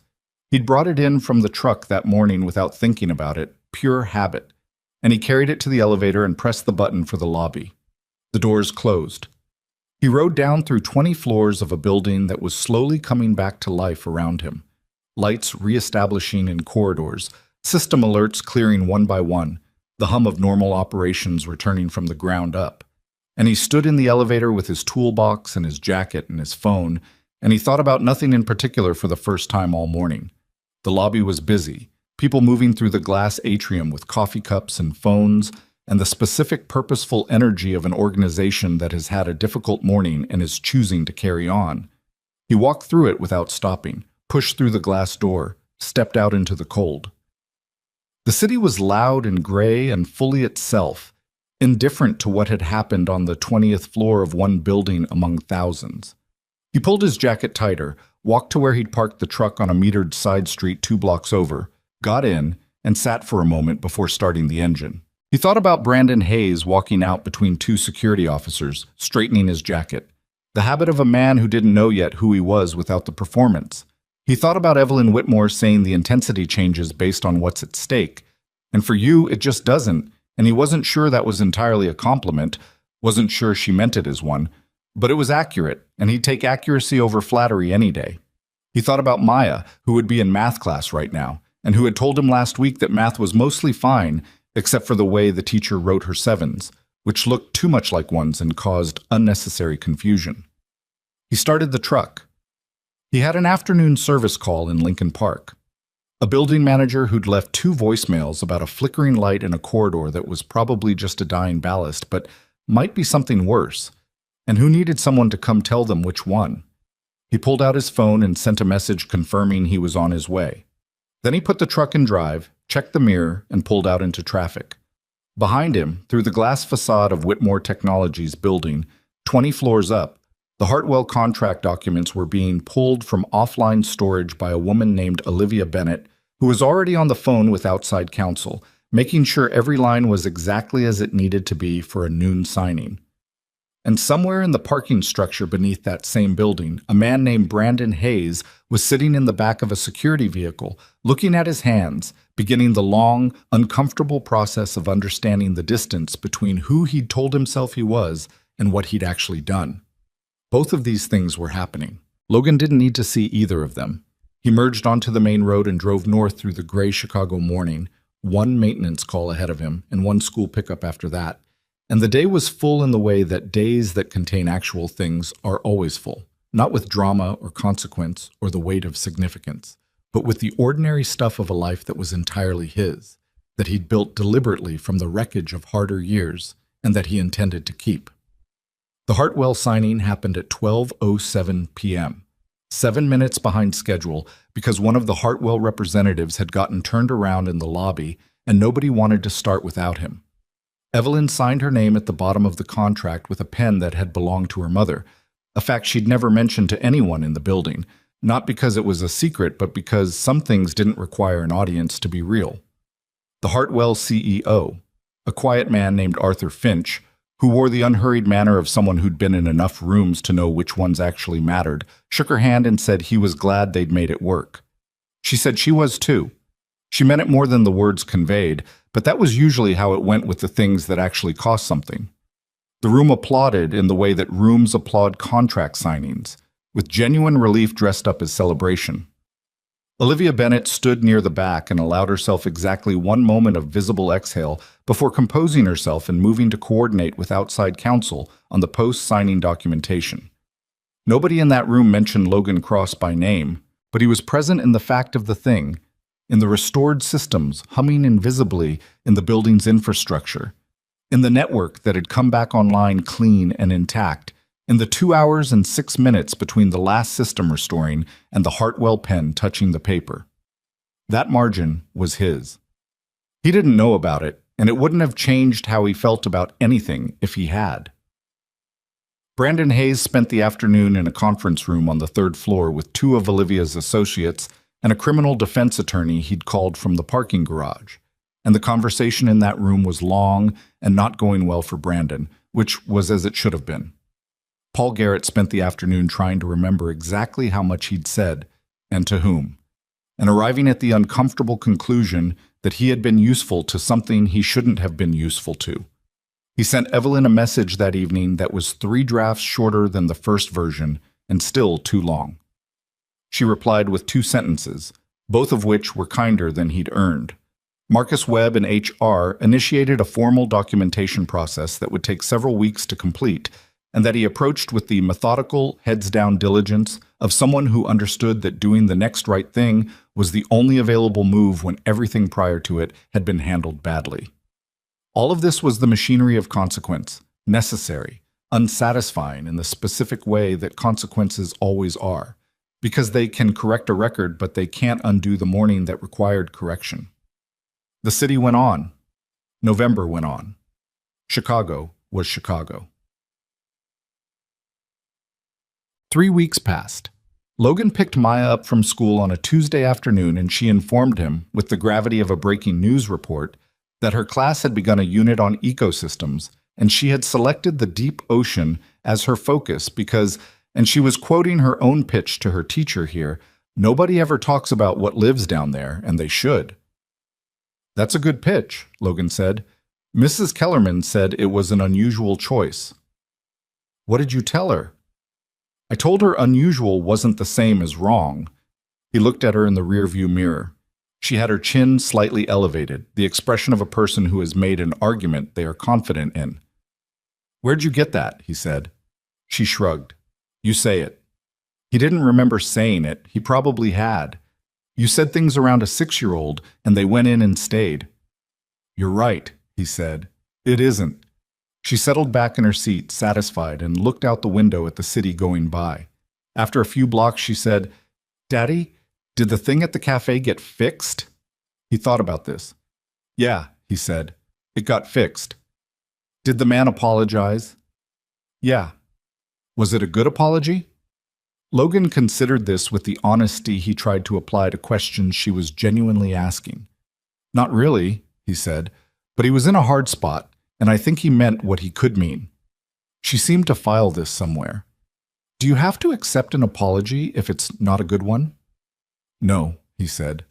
But you can, if you want to. Did you? I think I'm still deciding, he said. She nodded, in the way she nodded when the answer was more complicated than she'd expected, but she was willing to sit with it. Okay, she said. They drove the rest of the way home in comfortable quiet, which was one of the things Logan had come to understand was a genuine luxury, the ability to be in a car with another person and have nothing that needed filling. Evelyn's office was on the 19th floor, with a view north toward the lake that was better on clear days and on overcast days, just looked like the city going on until it ran out of ideas. She was at her desk by 7 a.m. most mornings and left between 6 and 7 in the evening. And in the 3 weeks since the Hartwell signing, she had spent a portion of most days working through what the Brandon situation had exposed, not just operationally, not just in the infrastructure and the vendor relationships and the internal trust architecture that needed rebuilding, but in herself. She sat with this more than she usually sat with things. She'd always thought of herself as a person who paid attention, who read rooms accurately, who didn't make the mistake of assigning weight to surfaces. And then she'd sat in a cafe one morning and watched a man get shoved into a wall, and her primary response had been to say, "Let him work," and go back to her tablet, because he was on the floor with tools and she was at the table with an agenda, and the geography of it had done its work on her without her even noticing. That bothered her more than Brandon's betrayal, in an honest accounting. Brandon had become what his choices had made him over a long time. And there were signs she'd rationalized or overlooked, and she would have to live with that. But Brandon's failure was legible. It had a shape she could trace and learn from. The cafe was harder. The cafe was the kind of thing that didn't announce itself as a lesson while it was happening. It just happened. And the lesson was in the afterward, in the quiet accumulation of looking at your own behavior and finding it wanting in a way that didn't have a clean solution. She talked about this once to Olivia, who had listened in her careful way and then said, "You intervened. Not fast enough. But you intervened, and when you had the footage, you acted on it, and when you found out who he was, you called him." Olivia paused. "You're not the protagonist of his story, Evelyn. You're one of the people who was in the room. What you did with it afterward is what you actually control." Evelyn had sat with this for several days. It was good counsel. She was still sitting with it. She called Logan on a Wednesday morning, 3 weeks and 2 days after the Hartwell signing. He answered on the third ring. She could hear road noise in the background. He was in the truck, probably already on a job. "I want to have that conversation," she said, "if the offer still stands." "It stands," he said, "but I'm in Evanston until noon. Afternoon? I can do 3 o'clock. There's a place called Briar and Oak," she said. A short pause. "Yeah," he said. "I know it. Bab." She was there before him. She'd taken the same seat she'd had at the executive table 3 weeks ago. Same corner, same table. But this time without the team, without the laptops, without the leather-bound notebooks and the agenda. Just her coat over the back of the chair and a coffee she'd ordered as something to do with her hands while she waited. The cafe looked the same.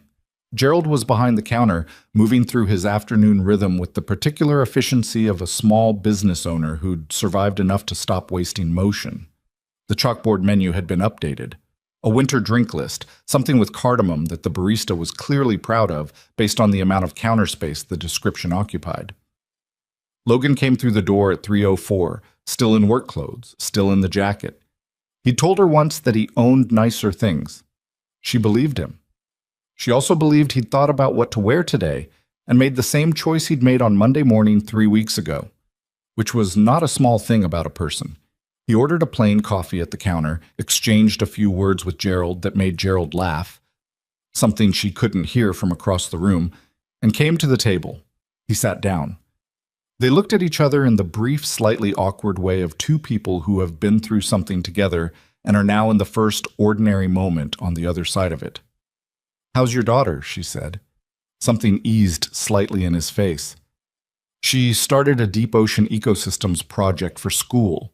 I've learned more about bioluminescent creatures in the past 3 weeks than I expected to know." "Is that useful information?" "For a surprising number of things," he said. She almost smiled. "How's the business?" "Good. Busy. There's a building in Pilsen that needs a full panel replacement, which is about 4 days of work. He wrapped his hands around his coffee cup. I'm not complaining. No, she said. I didn't think you would be. She set her own cup down. Gerald appeared briefly to refill something at the next table and then was gone again, and the cafe was doing its ambient thing around them. The jazz, the low conversations, the particular temperature of an enclosed space on a cold afternoon where the windows are slightly fogged at the edges. I want to be straight with you, Evelyn said, about what I'm thinking, and then I want you to tell me honestly what doesn't work. Okay, he said. The company is going to need independent security review on a regular basis going forward. Not just the technical infrastructure, the whole thing, vendor access protocols, internal system architecture, the way executive credentials are managed. She paused.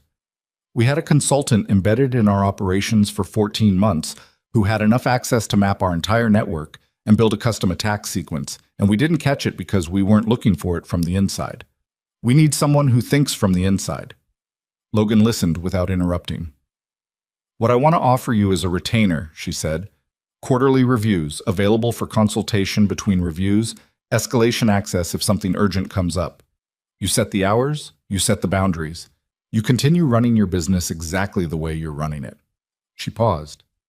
No title, no office, no obligation to attend anything you don't want to attend. You tell me what you can commit to, and that's what we build from. Logan was quiet for a moment. He looked at his coffee. Then he looked at her. What's the actual job? He said. Not the description. What does it actually look like day to day? Some months it looks like nothing, she said honestly. You review a report, you send me notes, we talk for an hour on the phone. Other months it might look like 3 days on site because something's flagged that needs eyes on it. She paused. The honest version is that most of what I'm buying is your judgment, not your hours. He held her gaze. That's a lot to pay for judgment. It is, she agreed. I've seen your judgment operate under actual pressure. I think it's worth it. He was quiet again. The kind of quiet that wasn't discomfort. She was learning to read the difference. It was just the way he processed things. He didn't fill silence to manage other people's perception of him, which remained one of the more unusual things about him. Can I ask you something? He said. Yes. The Meridian situation, 3 years ago. He said it without preamble, just set it on the table. When Olivia found my invoice in the archive, I want to understand something. Was there a conversation at the time about following up, about whether the person who'd done the work should have been kept in some kind of contact? She considered lying or softening it. She didn't. I don't know, she said. I was aware of the outcome. I wasn't involved in the contractor management at the time. And that's not an excuse, and it's just where accountability accurately lands. She paused. The honest answer is that your work solved a problem, and the problem being solved meant we stopped thinking about it. That's not who I want this company to be. Logan nodded slowly. I'm not holding it against you, he said. I'm trying to understand the shape of the organization I'd be working with. That's fair, she said, and it's the right question to ask. He turned his coffee cup slightly on the table, a small rotation, the unconscious motion of a person thinking through something. My daughter is the first commitment, he said. If she's sick, if there's something at school, if she needs me, that takes priority over anything professional, always.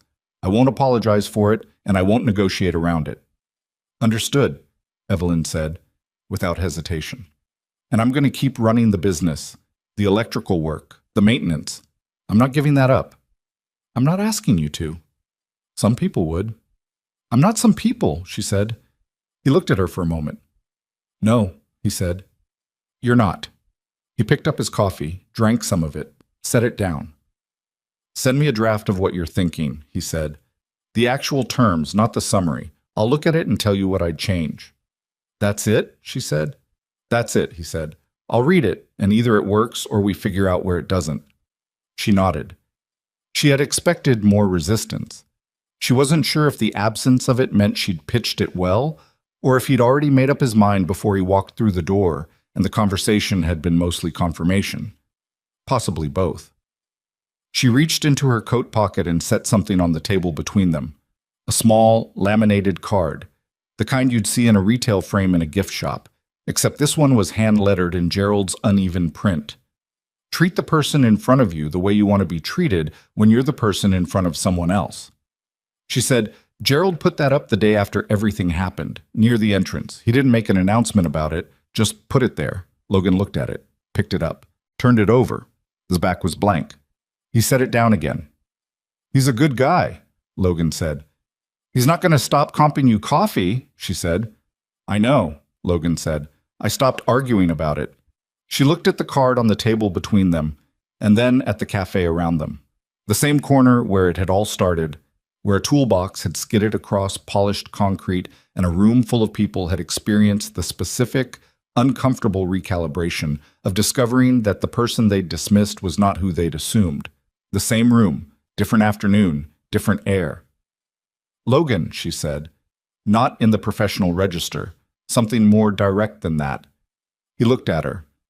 I want to apologize, she said. Not for the company, for me, personally. She held his gaze. I was at that table, and I saw what was happening, and I said 2 words and went back to my work.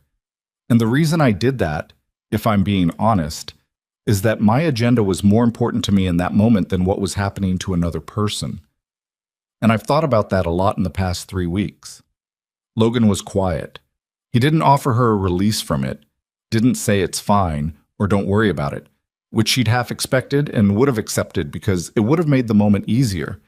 Instead, he just listened, the way he listened to everything, with full, level attention, the kind that demanded you say the actual thing. Thank you, he said finally. I appreciate that. Not, it's okay. Not you did the best you could. Just, I appreciate that. She understood that was as much as was accurate, and that he was giving her accuracy instead of comfort, and she found that she preferred it. Winter came to Chicago the way it always came, not as a single event, but as a gradual foreclosure, the city trading its color in stages. Until one morning you looked out and everything was the same pale gray from ground to sky, and you understood you were going to be in it for a while. Logan worked through November and into December with the steady momentum of a man who had always understood that the work was the point. The Pilsen building took 4.5 days instead of 4 because a secondary issue turned up behind one of the panels that he'd have felt dishonest ignoring. He invoiced for the extra half day at his standard rate, and the building manager, a retired postal worker named Dennis, who talked too much and meant well by all of it, insisted on paying him for a full day, and they argued about this briefly, and then Logan accepted it because Dennis was the kind of person you didn't want to win arguments against. Evelyn's draft terms arrived in his email on a Thursday evening. He read them at the kitchen table after Maya was in bed, with the remains of dinner pushed to one side and a cup of tea that had gone cold at his elbow. He read it twice, made 7 notes in the margin of a legal pad he kept near the table for exactly this kind of purpose, and sent her a message that said, 3 things I'd adjust. Can we talk Friday afternoon? She replied 20 minutes later, Friday at 4, or I can do Saturday morning if that's easier. He thought about it. Friday at 4. The call lasted 38 minutes. He changed 2 things, and she changed 1, and the third adjustment he'd suggested she accepted without modification, and said she should have written it that way in the first place. By the end of it, they had something that was neither what she'd originally drafted, nor what he'd imagined going in, which generally meant the negotiation had been honest. He signed the retainer agreement on a Tuesday morning at his kitchen table, with Maya doing her homework 3 feet away, narrating her deep ocean project in a continuous background murmur that he found genuinely easier to work against than silence.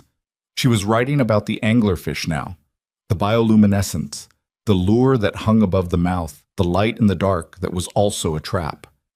He scanned the signed document and emailed it to Olivia Bennett, who had handled the legal coordination with the same precise efficiency she appeared to bring to everything.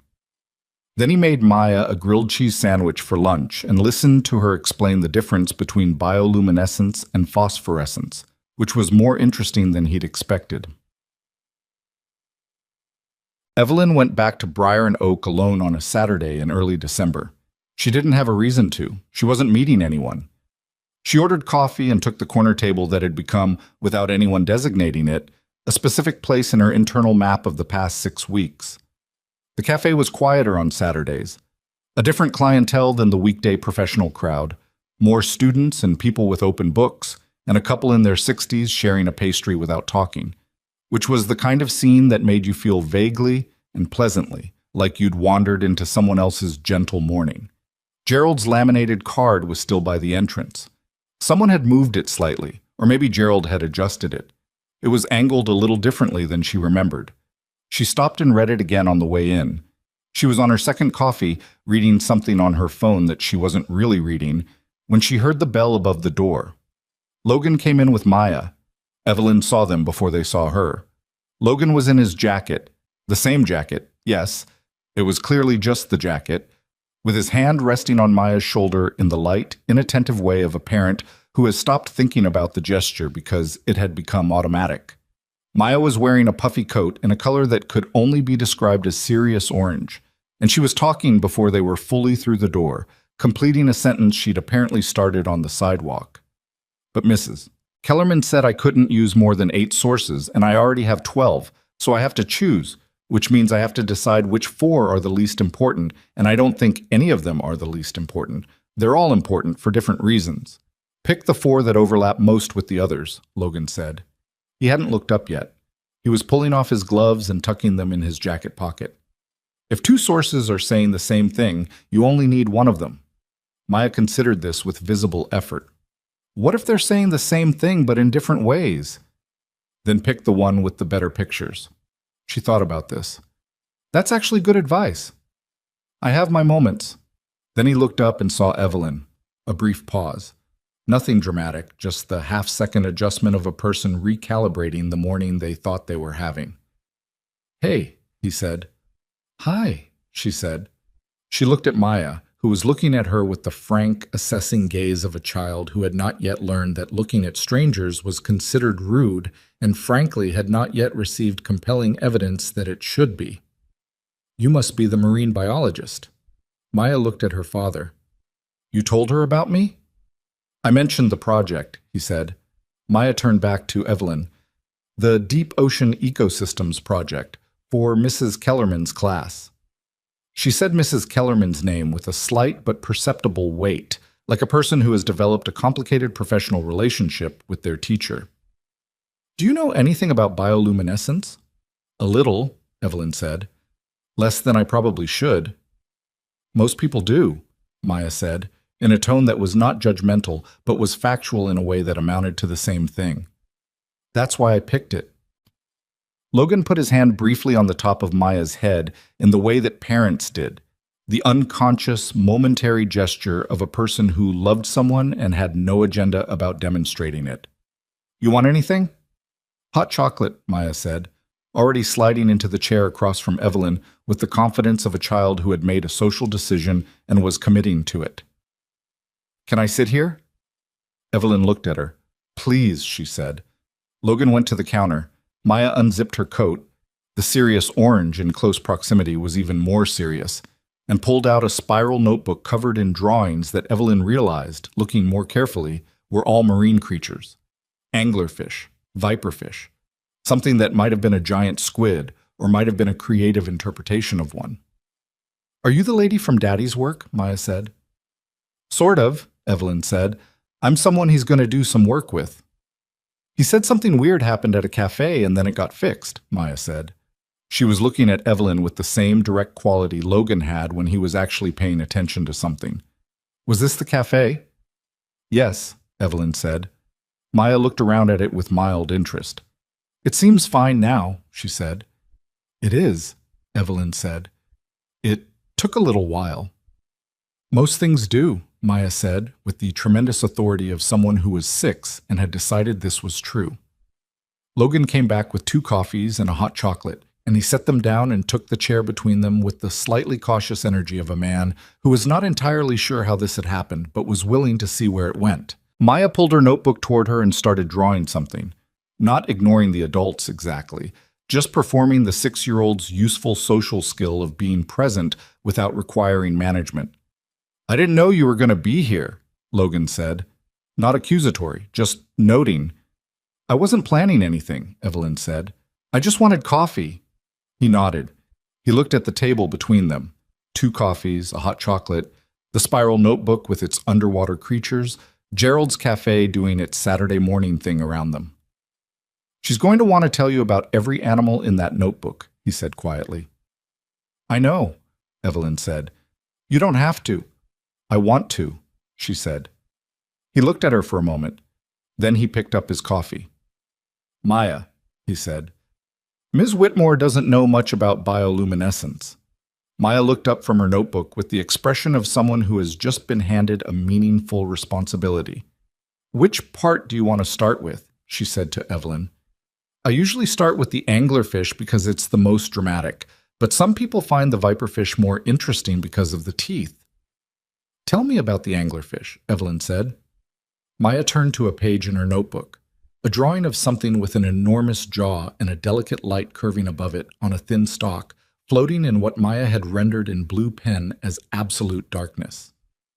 "So," Maya said, "the anglerfish lives in the deepest part of the ocean where no light gets in from the surface, like none at all. And instead of waiting for light to come to it," she pointed to the small glowing lure in her drawing, "it just makes its own." Evelyn looked at the drawing, at the creature floating in all that dark with its small produced light. "It makes its own light," she said. "It has to," Maya said. "Nothing's going to give it one." Logan was looking out the window at the street. The lake was somewhere behind the buildings, doing its enormous December thing.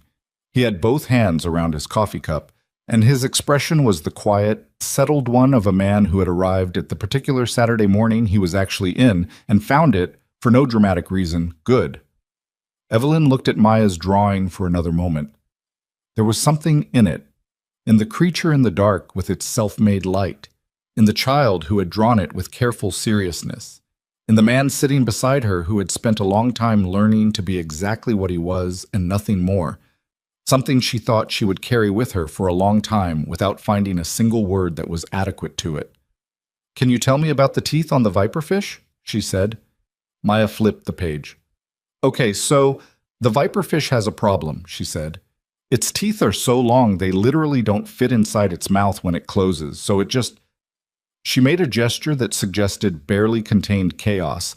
"They just stick out everywhere, which sounds like a disadvantage." "But," Evelyn said. "But it's not," Maya said, "because it uses them like a cage. Nothing gets out once it's in." She paused. "It just looks scary from the outside, but actually it's really good at its job." Logan glanced at Evelyn. She glanced at him. Neither of them said anything. Some things didn't need the commentary. The months that followed were not a story in the dramatic sense. They were something less structured and more durable than that. The ordinary accumulation of a working relationship between two people who had learned something real about each other in an unrepeatable morning and were building carefully on what that knowledge was actually worth. Logan's quarterly review in February found 3 protocol vulnerabilities in Whitmore Technologies' vendor access system, all of them minor, one of them the kind of minor that would have become significant without intervention. He wrote it up in a 6-page document that Olivia described as the most readable security report she'd ever received, which was not high praise for the field generally, but Logan took it in the spirit she meant it. The Brandon Hayes situation resolved, in the legal sense, the way these things resolved, slowly, expensively, and without the clean narrative satisfaction that the movies suggested such resolutions provided. He pled guilty to fraud and corporate espionage charges in early spring and received a sentence that his attorney had negotiated down from what the prosecution initially sought. The Caldwell Group, the rival corporation that had paid him, faced their own separate proceedings that would take considerably longer. Whitmore Technologies' civil case was ongoing. Evelyn read the sentencing report on a Thursday morning and sat with it for about 10 minutes, and then put it in a folder and went back to work. She'd said what she'd needed to say in that conference room on the 20th floor. The sentencing didn't change what she felt or how she understood the situation. It just closed a door she'd been keeping a partial eye on. Logan heard about it from Olivia, who sent him a brief email flagging the outcome for his records, since he'd been a material witness in the investigation. He read it at a job site in Lincoln Square, standing by his truck between tasks. He thought about Brandon straightening his jacket in the conference room doorway. He thought about, "I didn't know it was you," said in a tone that had been, underneath everything, honest. He put his phone back in his pocket and went back to work. Spring came to Chicago the way spring always came to Chicago. Late, grudging, like a settlement reached after long arbitration. The lake changed color. The trees along Michigan Avenue did their annual improbable reversal of November. People on the street changed their coats for lighter ones with the specific relief of people who had endured something and knew it. Maya presented her Deep Ocean Ecosystems project in mid-March. She received an A-, with Mrs. Kellerman's note that the work was exceptional but ran approximately 40% longer than the assigned length. Maya took this in the spirit of constructive feedback for approximately 12 hours, and then arrived at the position that 40% additional coverage of an under-discussed topic was not a flaw, but a contribution. Logan did not tell her she was wrong. On a Tuesday morning in April, he drove to Briar and Oak for a scheduled maintenance check, a routine service call, the HVAC system this time, the electrical having behaved itself since November. Gerald had left a key under the mat and a note on the counter that said "Coffee's on. Help yourself. Back at 10. Logan let himself in. The cafe was empty and quiet, caught in the in-between of a morning that hadn't started yet. The chairs still up on some of the tables from the night cleaning, the light outside just beginning to build towards something. He made himself a coffee with the machine Gerald had shown him how to use on his second visit 2 years ago, when Gerald had decided that a man who kept his equipment running deserved to know how to make a decent cup from it. He sat in the corner table. Not the executive table, that was different, over there by the windows. This was Gerald's corner, the table by the south wall near where the electrical panel was behind its framed skyline print. The table where you sat if you'd come in alone and wanted to be in the room without being in the room. He drank his coffee. The cafe was quiet in the specific, complete way of an empty space that would be full in an hour. The kind of quiet that had texture. The refrigerator hum. The traffic outside building gradually. The sound of the city at the precise moment between sleeping and awake. He thought about the morning in November, the toolbox skidding across the floor, the room full of people performing the calculation of who mattered and who didn't. He thought about 8 words and how they'd been enough, and how Maya had said, "That's not very many words," with the accuracy of someone who didn't know yet that most important things didn't require many. He thought about people who made their own light. He thought about his daughter, who was at school right now drawing sea creatures in the margins of her math notebook, and would be ready to be picked up at 3:15 and would have several things to tell him about the injustice of being limited to 8 sources. He thought about the fact that he was sitting in a cafe at 7 in the morning with a decent cup of coffee and a HVAC system to check, and a retainer with a company run by a person he'd come to respect, and that none of this was what his life had looked like 5 years ago or 10 years ago, and that the distance between those versions wasn't a straight line. It was more like the navigation you did in environments where the map was wrong, where you moved by feel and reference point and the accumulated knowledge of what the ground actually did under your feet, and you ended up somewhere you hadn't planned to be and found, against what you'd expected, that it was solid. Not perfect, not smooth, not the version of a life that looks good summarized, just solid. He finished his coffee. He set the cup on the counter by the machine the way Gerald had shown him, rinsed it, left it upside down on the cloth. He picked up his toolbox. He went to check the HVAC system. Outside, Chicago did what Chicago did. The lake somewhere to the east pressing its cold influence against the warming air. The streets filling up with people starting their days. The ordinary, enormous business of a city going on. All of it simultaneous, indifferent, continuous, and in the specific way of things that don't require your attention to proceed. Reliable. Logan Cross, 37 years old, former Navy SEAL, sole proprietor, father of 1 marine biologist in progress, worked through the morning with the same quality of attention he brought to everything. Complete, unhurried, present.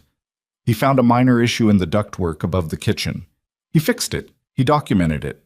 He left Gerald a note on the counter next to the coffee machine, in handwriting that was clear and specific and contained no more words than the situation required. Then he picked up his toolbox and went out into the April morning and drove north through the city that had always been indifferent to him, which had always been fine, because he had never needed the city to notice him. He had other things. They were enough.